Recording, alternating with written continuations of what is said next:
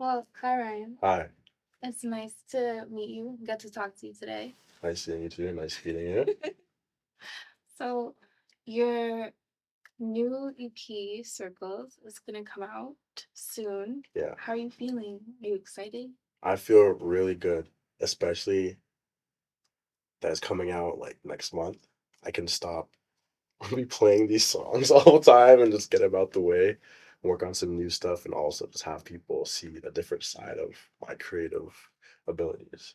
What memories do you have of things, like your favorite thing that you've done as a young person that's like super reckless and just out there? I could say I remember the day like I gained my mother's trust, like going out late. Well, where I used to live, our house were connected, and so were like our garages. So like, if you want to go to your backyard, you'd meet both of the houses. So my neighbor Javon would be in his garage, and we'd be chilling. And then when I moved there, like we didn't talk as much, but we both found interest in basketball. So then he'd take me to his basketball practices, and every day would be out late to like 11, and I had school. And my mom would be texting me on WhatsApp, where are you coming home? You shouldn't be out late, whatever, whatever. And then over time, like I realized my mom started to get a lot more lenient. And then one day she really just paged me. Like she really got on me for being out. And I was like, Mom, stop. I was like, just let me go. And then she was like, no, like the street lights are out and it's late. And I'm like, Mom, like I'm growing. So like I'm gonna be out a lot more and I want you to know I'm cool. Cause I was doing reckless shit. When I was out, I was also playing basketball at the same time. You know, we were What always did you playing do basketball. besides play basketball if you I weren't mean, playing basketball? we would go to the city. Like honestly, we go to the city. Like we'd go link our boys. We go to Wait, from like Brampton, like you come all the way down here yeah, and be yeah. playing basketball? Not playing basketball. Like we'd just be like just roaming the streets. Cause I mean I couldn't go anywhere. My boy couldn't go anywhere. We would just be chilling. We'd either like I remember one time we went to a hookah lounge for the first time. It's like How damn. can Like, I ask you how old you were? I can't even like I don't know if that's even like allowed. Like, I don't know if that's allowed, but it was like those moments were cool because it's like I can make the mistake of going that young to know I can't be in there, and then now when I'm in there now I know how to like actually like present myself and have the etiquette of just being in the room, being there but not being that kid's like oh what's that what's this do what's that do like I So you know gained experience. I guess you could say that so that kind of prepared me. You have so many more songs Hmm. about so much more of like your life, especially like growing up in Brampton. Yeah. What was the process of just taking your life experiences and thinking about them and turning them into songs, especially the songs that you make, which are just so beautiful? A big part of it was because I wasn't really vocal about a lot of things. I felt like the only way I could really express how I'm feeling thoroughly was through music. So I feel like writing some words out, writing lyrics out, even just I got into journaling super early, which I thought was very cool because you can just say whatever your conscience tells you to write, and it just goes. Like it just goes. Sometimes you tell yourself to stop, and it's really all these songs are low-key at my business. So it's like I'm trying to show you who I am for real, and to the listener, this is just like an experience that I think almost anyone can go through, and we can both share the similarities of having that full circle moment together. Like you had that happen to you? Damn, that happened to me too, like last month.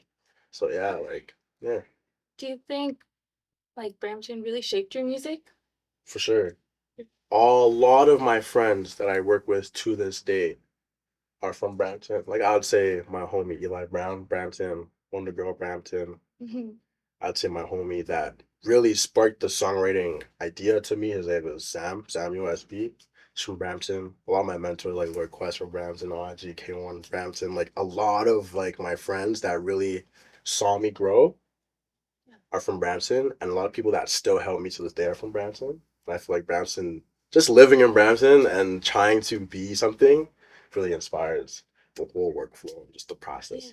Mm. It's crazy to see you like rep your city so hard because I know so many people like are like, well, I'm from Toronto and They still say it. neglect, they Yeah. neglect Brampton. I get why, but like at the same time, it's like, yo, that's where I'm from, Yeah. and it's up to you to make it better, because Yeah. I can't really tell anyone how to make Brampton better. I could just make it better myself. So I think you're doing a great job. You've already made it so much better. I'm gonna try. I'm gonna try and do like a lot of stuff in the community in the future because I feel like we need that a lot. Like I feel like Brampton needs like someone to come back who's kind of made it to show other kids that it's possible or that you know they can reach this amount of success but still come back and be like give away to the city and all that. But soon, soon. Brampton's lovely though. So you worked on this project with Wondagurl and Eli Brown. Yeah. What's it like working with like Canadian legends? It just feels like working on a project with your friends in class.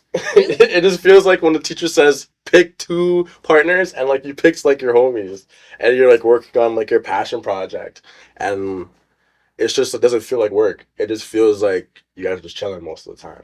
And when you guys are working, you know exactly how to work. You played each other's strengths. So working with them, especially them being who they are and where they are in their life, is inspiring because you want to get to that level. So it allows me to work at my highest one. Yeah. What's your favorite song off of your EP? You want one or do you want two? Or like my recent favorite? Because I always change it. It fluctuates.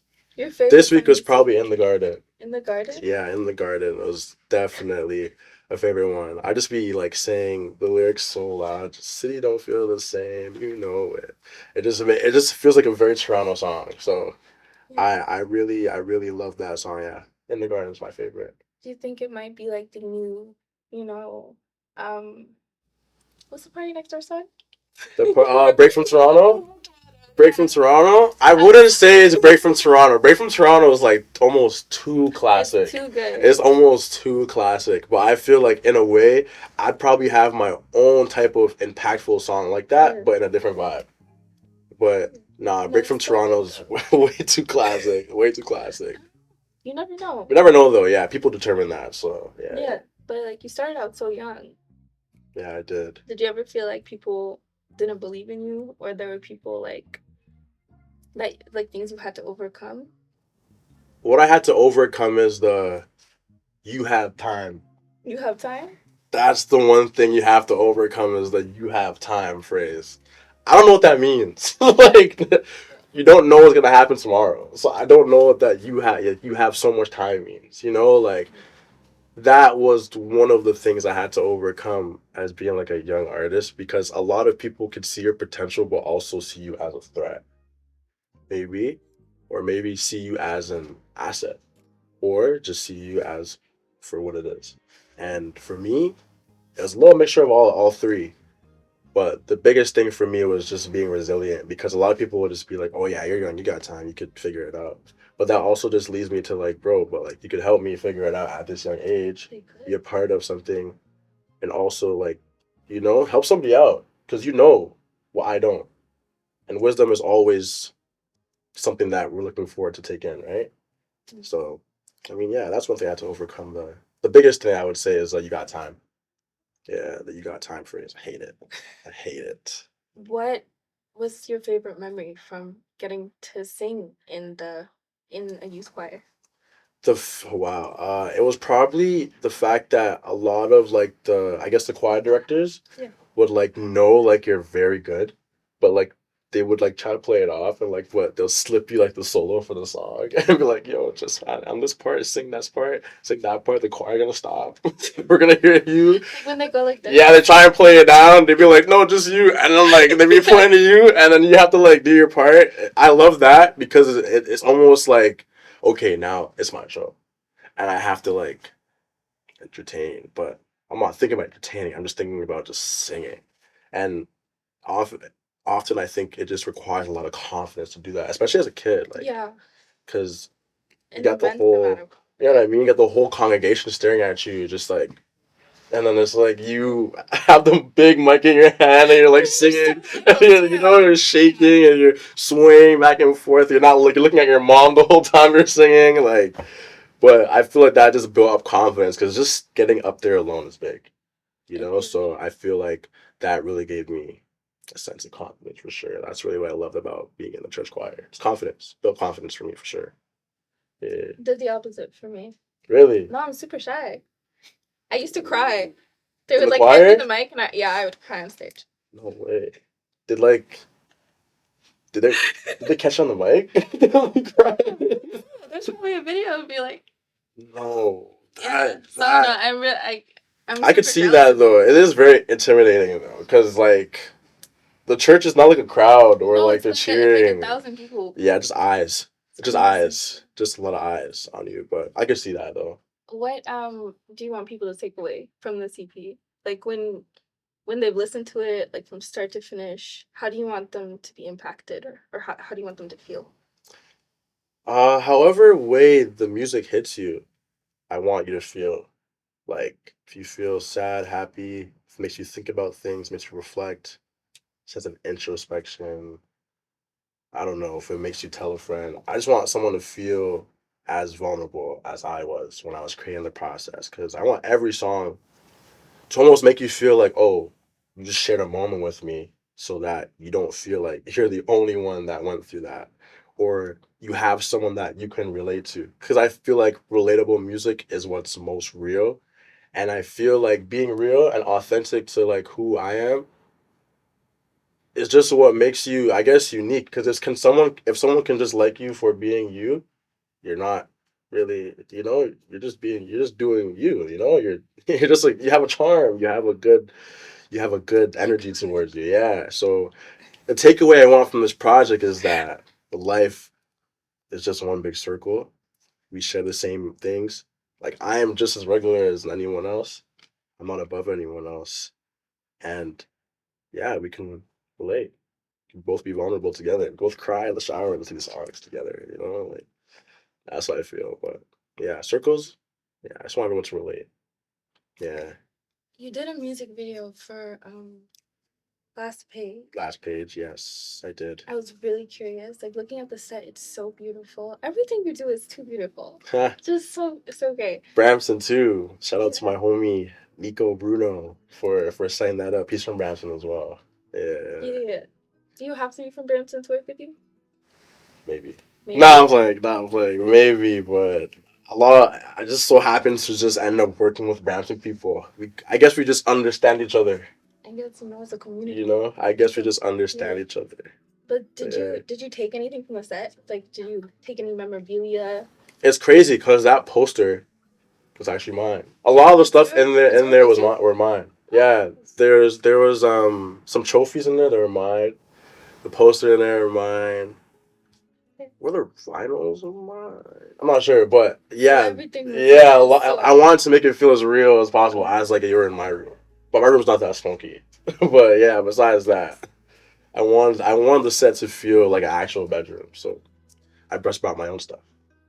okay. Yeah, yeah. So they took your They memories. took my memories and made it into a bigger memory. So it's more Okay. cool. Yeah, I even have like this trophy from like 2000 like 15 up there. It was cool to see that. Like, damn, I didn't know like I'd even have a situation where I'm here today and I could use that. When did you start? Okay, so you started performing, and then when did you start performing when it wasn't in church? When it wasn't in church, low key, my mom had a bunch of friends and they would have like these performances like banquet halls for like older people. So I would perform for a lot of older people before I like perform for any young people. I used to perform on a bunch of like community programs for like older Do folks. you I'd remember sing which songs? I'd be singing classics like Otis Redding classics, Sam Cooke, Change Gonna Come. I'd be singing like Marvin Gaye records, the How old were you? Delphonics. Oh, I was like You're like 10? 13. Nah, Oh, 13? I was like 13. Yeah, 13 like singing 13, Marvin Gaye 12. to Yeah, because that's to all really what the was being elderly? played in the house. Yeah. Okay. Yeah, that's all being played in the house. Didn't even make song requests, so it was cool that I can almost like give them what they used to listen to back in the day and just add my own, I guess, like flavor to it. Especially realizing that quite recently I had open for Black Eye History. That's when it kind of like kicked in for me. Someone told me like one day it'll kick in, and I'm like, "What are you talking about?" And then they said, you'll know one day." And then the day that happened, I was like, oh, I was just overwhelmed. I was like, okay, I get what they meant by it'll kick in one day. Like actually performing your own song that you worked so hard on for a kind of people. so they can just digest it. So it's a lovely feeling. It's a lovely feeling. I have to ask, Spot that. you have a really cool fashion sense. You have your nails done. You Oh, got shout out my sister. your sister does your nails? Like they're bad now because I play like some guitar and it kind of like picks off. But yeah, my sister does my nails all the time. All the time? All the time. What are they now? So See. this was like this like pixelated like character, I guess. This was like this a star. Obviously I play guitar and I like chips, but I was gonna ask who's like your favorite like designer? Who's your like inspiration? my favorite designer, wow. I like a lot of items from Maison Margiela. I Okay. also love a lot of like Spencer Ledoux items. A lot of Adidas items. A lot of like home based things, but if I could say like big brands, I'd definitely say Goyard. It's crazy. Goyard? Goyard's like I love Goyard. Yeah, yeah. If you could like go back in time, Yeah. is there any moment that you would change? No. No? Because I would not be here right now. And I feel like everything is just written. I think you just have to just scroll through the pages and really figure out like what sits with you for real. And like actually like go about it. I mean, I wouldn't want to change anything because I feel like if I were to, I'd be overcorrecting. And then I think overcorrecting never works. So I wouldn't want to change anything. Yeah, I would. We have the Yeah, same songs. I wouldn't have this. I wouldn't have these songs. The project would not be called Circles. I wouldn't have it in the garden. I don't think we'd be here probably. Like it's cool though. But I wouldn't change. I wouldn't change anything. Everything that's happened so far, I've learned from and I'm growing from.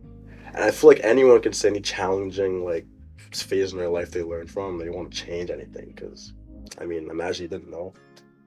It's like it's hard because learning in the real world is more difficult than learning back then. So I wouldn't change anything if I can go back in time. Yeah, yeah. Well, those are all the questions I have for you today. Thank you. Thank you so much for talking with us, Ryan. Anytime, anytime.